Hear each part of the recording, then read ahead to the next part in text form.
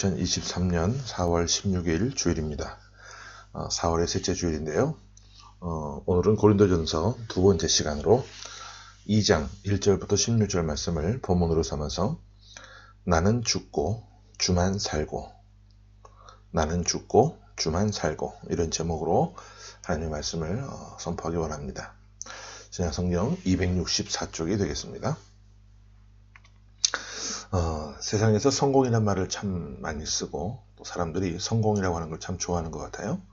그 성공의 기준이라고 하는 것이 어떤 것이고 또 어디까지냐 하는 것도 중요하겠지만 일반적으로 사람들이 생각하는 그런 성공을 우리가 생각을 해보면서 오늘 말씀을 시작하기 원합니다. 나름 인생에서 성공한 사람들을 살펴보게 되면 대부분 저마다 한두 번 정도는 실패를 해본 과목이 있는 사람들임을 보게 됩니다. 한 번도 실패하지 않고 그 자리까지 올라간 사람은 거의 없어요. 쓰라린 좌절과 실패를 겪고 무릎이 깨어지고 마음이 갈갈이 찢겨지는 그런 큰 고통을 겪었지만 그러나 그 자리에 머무르지 않고 다시 분연히 떨치고 일어나서 새롭게 인생을 다짐하고 결단하고 마음을 다 잡고 나아가는 사람, 그런 사람들에게 성공을 향한 문이 열리게 된다고 저는 생각합니다. 하지만 그 과정이라고 하는 것이 상당히 고통스럽고 어려워요. 실패한 사람이 자신의 실패를 거울 삼아 일어나라 이렇게 주변 사람들에게 말을 한다고 했을 때, 그러나 실패한 당사자는 자신의 그 실패를 다시 한번 살펴보게 되는 것이 굉장히 고통스러운 일이라는 것이죠. 내가 왜 실패했는지, 무엇 때문에 넘어졌는지, 왜 이런 일이 일어났는지 하나하나 복귀해보고 살펴보는 것, 이것은 고통스러운 일이지만 반드시 해야 될 일이라는 거예요. 두 번 다시 똑같은 실수와 실패를 경험하지 않기 위해서는 눈은 똑바로 뜨고 자신의 연약하고 잘못된 모습을 살펴봐야 다시는 실패하지 않을 수 있다는 것이죠. 근데 이것이 영적인 세계에서도 마찬가지라는 겁니다. 영적인 성공이라고 말할 때 우리는 무엇을 생각합니까? 영적인 성공은 다름 아닌 사탄의 괴계와 사탄의 유혹을 이기고 넘어서고 승리하는 것을 의미합니다. 사탄의 앞잡이가 되지 않고 육체가 죄의 종로를 타지 않고 사단이 매일같이 하나님의 백성들을 넘어지게 하려고 하는 것을 떨치고 일어나는 것이 영적인 승리라는 거예요. 반면에 사탄이 우리를 매일같이 넘어지게 할 때 그때마다 쓰러지고 넘어진다면 이것은 사탄에게 지는 것이고 실패하는 것이죠. 그렇게 쓰러지고 실패할 때 나는 이번에 왜 넘어졌는지, 왜 실패했는지, 왜 유혹에 빠지고 시험에 들었는지 우리 자신을 냉정하고 정확하게 살피고 다시금 일어서게 된다면 영적인 성공의 길은 그만큼 더 가까워지게 된다는 겁니다. 오늘 본문에서도 보면 사도 바울은 자신의 쓰라리고 처절한 영적 실패의 경험을 거울 삼아서 고린도 교회 성도들에게 영적인 성공으로 나아가는 길을 제시하고 가르쳐주고 있는 것을 보게 됩니다. 바울은 자신이 고린도 교회를 개척할 당시에 내가 이런 마음으로 너희들에게 복음을 전해노라, 그렇게 자신의 초심을 고린도 교회 성도들에게 설명을 하는데요. 우리 본문 1절부터 3절까지를 한번 차례대로 보겠습니다. 1절부터 3절까지 시작. 형제들아, 내가 너희에게 나아가 하나님의 증거를 전할 때에 말과 지혜의 아름다운 것으로 아니하였나니 내가 너희 중에서 예수 그리스도와 그가 십자가에 못 박히신 것 외에는 아무것도 알지 아니하기로 작정하였습니다. 내가 너희 가운데 거할 때에 약하고 두려워하고 심히 떨어노라. 바울이 고린도 교회를 개척할 그 당시에 바울이 고린도에 와서 아가야 지역에 있는 최고의 도시 고린도에 와서 복음을 전할 때 그의 첫 번째 마음, 그의 첫 마음을 설명합니다. 내가 너희에게 나아갈 때 사람의 말과 지혜의 아름다운 것으로 하지 않기로 작정하였다. 오직 십자가에 달린 예수 그리스도 한 분만 전하기로 작정했다. 두렵고 떨림으로 너에게 나아갔다. 이런 말을 왜 자신의 마음을 이렇게 표현하고 있는 것일까요? 바울은 왜 고린도 교회에 왔을 때 두렵고 떨렸으며 말과 지혜의 아름다운 것을 하지 않고 오직 십자가에 달린 주 예수 그리스도 외에는 전하지 않겠다고 결단했고 작정했을까요? 그가 이렇게 말하는 이유는요, 이전에 처절한 실패의 경험 때문에 그래요. 바울이 아가야 지방 고린도 지역에 오기 직전에 아테네에서 복음을 전한 적이 있었죠. 아테네가 어떤 도시입니까? 찬란한 문화의 도시이기도 하고 또 철학이 깊은 도시였기도 하지만 우상으로 가득 찬 도시였기도 해요. 바울이 아테네 이곳저곳을 돌아다니면서 시내를 구경하고 있었는데 바울과 실라와 디모데가 원래는 함께 다니는 일행이었지만 실라와 디모데가 다른 곳에 가 있다가 아테네로 이제 와서 합류하기로 했기 때문에 바울이 먼저 도착을 해서 일행을 기다리다가 혼자 지역을 돌아다니고 있었어요. 그런데 아테네 도시 전역에 우상이 가득한 것을 보고 바울이 분노가 일어나게 됩니다. 그래서 아테네 시내 곳곳에서 논쟁을 하고 있던 철학자들, 에피쿠로스 학파 철학자들, 스토아 학파 철학자들, 그리고 그들과 함께 그리스도의 십자가 복음에 대해서 논쟁을 하게 됩니다. 사람들은 바울의 말에 대해서 관심을 보였습니다. 그에게 가서 이 넓은 광장에 나아가서 한번 당신이 말하고 있는 걸 또 다른 사람들에게도 한번 전해보라고 부축입니다. 그래서 바울은 사람들과 함께 아레오바고 광장에 가서 수많은 아테네 사람들을 모아놓고 복음을 변증하는데 바울이 얼마나 대단한 지식을 가진 사람입니까? 유창한 언변으로 복음에 대해서 증거합니다. 깊은 철학적 지식을 가지고 말씀을 증거했어요. 아레오바고 광장에서 너희는 알지 못하는 신에게라고 말하지만 내가 오늘 너희에게 그 신을 보여주고 증명하겠다라고 말합니다. 하지만 결과가 어떻게 됐어요? 정말 미미한 결과를 얻게 됩니다. 바울의 그 설교를 듣고 믿는 사람이 몇 사람 되지 않았어요. 대부분의 사람들은 부활을 조롱하고 바울을 떠났습니다. 이 사건이 바울에게 굉장한 충격으로 다가왔는데요. 바울이 자신의 실패한 이유를 조목조목 살펴보게 됩니다. 그 일 이후에 바울은 아테네를 떠나서 고린도에 도착을 했고 실패의 원인을 찾게 되는데 내가 그동안 말과 지혜의 아름다운 곳으로 철학적인 변증을 하려고 했구나. 십자가에 달린 예수 그리스도만을 전해야 되는데 나의 철학적 지식과 사변으로 사람들을 설득하려고 했구나. 이것이 실패의 요인이었구나. 두 번 다시는 이런 실패를 반복하지 말아야지. 이제는 두렵고 떨리는 마음으로 이곳에서 처음부터 다시 시작해야 되겠다. 바울은 이런 결단을 하고 고린도에서 새로운 마음가짐을 갖고 시작하게 됩니다. 4절과 5절 본문 이어서 봅니다. 시작.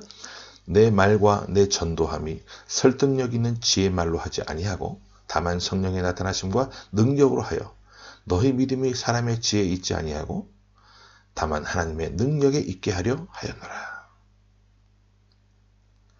자신의 말과 전도함이 사람의 설득이 아니라 성령의 능력이 나타나게 하겠다고 결단하고 고린도에서 복음을 전하게 됩니다.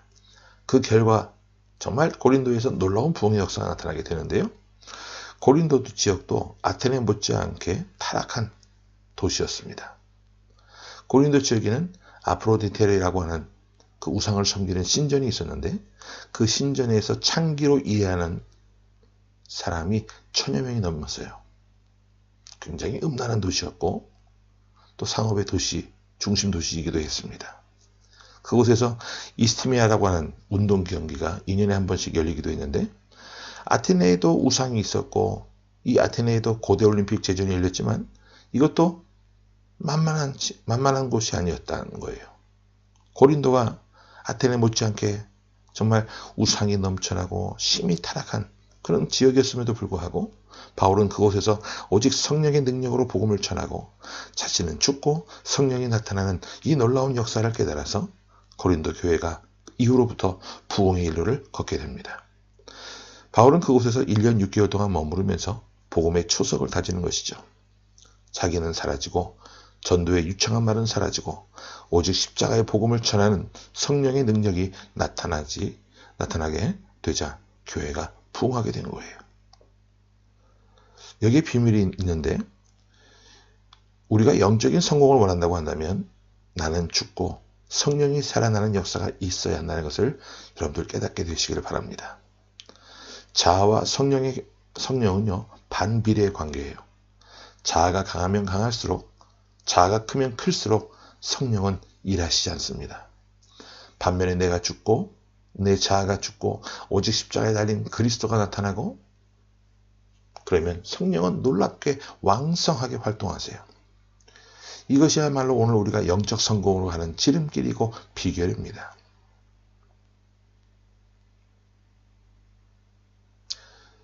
이 사실 앞에 우리는 어떠한 모습으로 살고 있는지요?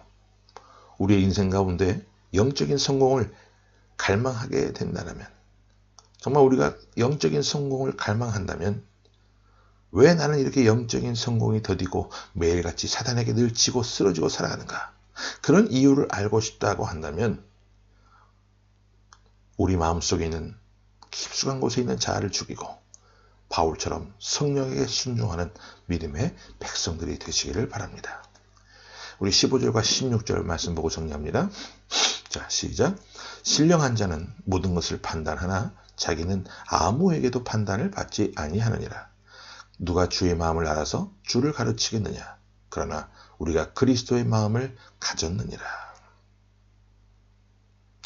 여기 신령한 자가 나오는데, 신령한 자는 어떤 사람이냐? 성령과 동행하는 자를 말합니다. 성령과 동행함으로 온전한 상태를 지닌 사람을 말해요. 자, 그 다음에 아무에게도 판단을 받지 않는다고 했는데,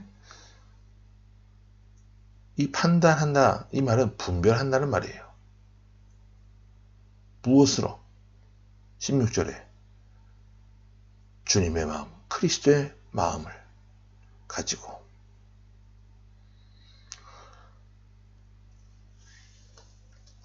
우리가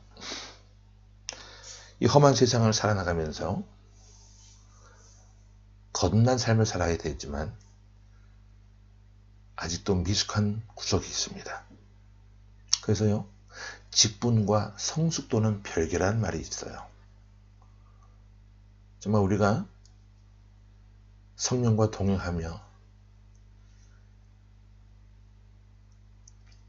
온전한 영적인 삶을 누리게 될 때 분별력 있는 삶을 살 수 있게 됩니다. 또한 그리스도의 마음을 갖고 이 땅에서 우리가 살아가야 함을 꼭 기억하십시오. 그리스도의 마음은 어떤 마음입니까? 성숙한 마음입니다. 성공만을 위한 그런 것이 아니라 성숙한 마음으로 나보다 연약한 자를 되돌아보고 살피고 챙겨줄 수 있는 그런 성숙한 마음. 새로운 한 주간을 우리가 또한 살아가게 될 터인데, 성령께서 우리를 지배하시는 그런 능력이 나타날 수 있도록 자아를 죽이시고, 내가 나타날 때마다 내 자신을 뒤로 감추고 성령을 앞장 세우고 그리스도의 마음과 지혜로 온전히 분별하는 그런 복되고 아름다운 삶을 살아내는 저와 여러분의 모습이 될 수 있기를 간절히 주의 이름으로 축원합니다. 아멘. 함께 기도하겠습니다. 참 좋으신 주님, 부활절 이후에 또 첫 번째로 맞이하는 주일 아침입니다. 우리가 믿는 자로서 복음을 전한다고 했을 때 하나님, 사람의 말과 사람의 지혜로 감당하지 않게 하시고 기도하며 성령의 나타나심과 능력으로 복음을 증거할 수 있는 삶이 되게 하여 주옵소서. 우리의 삶이 사람의 지혜와 경험과 경륜에 있는 것이 아니라 하나님의 능력에 있음을 믿습니다. 주님, 말씀하여 주셔서 깨닫게 하여 주셔서 곁길로 나아가고자 할 때마다 내 자아가 나타나고자 할 때마다 사탄의 유혹에 넘어지려고 하기 전에 하나님 먼저 우리를 깨우셔서 진리의 말씀을 일깨워 주셔서 내 자아를 죽이고 성령을 앞세우는 삶이 되게 하여 주옵소서. 이런 신령한 삶을 살아내는 우리가 되게 하여 주시고 온전한 삶을 통해 그리스도의 마음을 갖고 이 한 주간도 넉넉히 이기며 승리하며 살아나가는 주님의 복된 자녀들이 다 되어질 수 있도록 함께하여 주옵소서. 살아계신 예수 그리스도의 이름으로 감사하며 간절히 기도하옵나이다. 아멘.